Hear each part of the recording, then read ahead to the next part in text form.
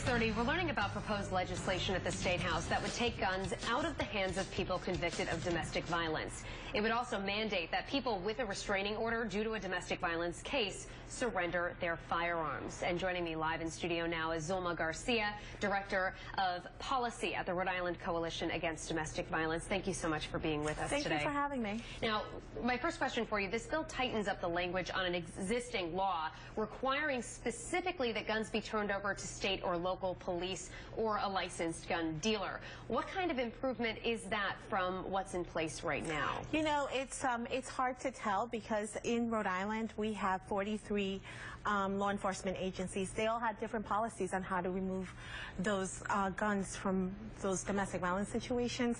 So it's challenging to kind of say how that will be an improvement.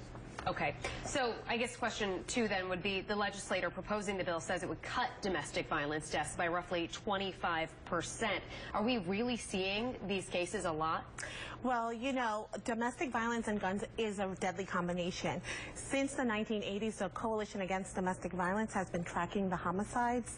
And in the last decade, we've had over 1/3 homicides have involved guns. Wow. And yeah. I understand that Rhode Island isn't the first state to take up this measure either. Currently, almost half a dozen states already have these sort of laws in place. So I guess what was the delay in getting it in place here in Rhode Island? You know, in 2005, the Rhode Island Coalition Against Domestic Violence worked with the General Assembly to pass the Homicide Prevention Act, which dealt with guns and protection orders.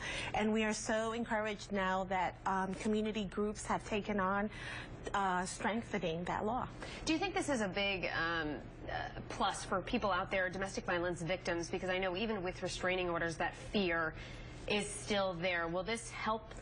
Absolutely. Any legislation that proposes to keep victims of domestic violence safe is a great legislation. You know, we hope to see that it's an opportunity for our state to examine the problem and come together to solve it. All right, Zulma Garcia, thank you so much for being with us. And you can find extended coverage about domestic violence safety right now on WPRI.com. We've put together a resource guide of vital information for victims of abuse, including how to seek help and find a safe place.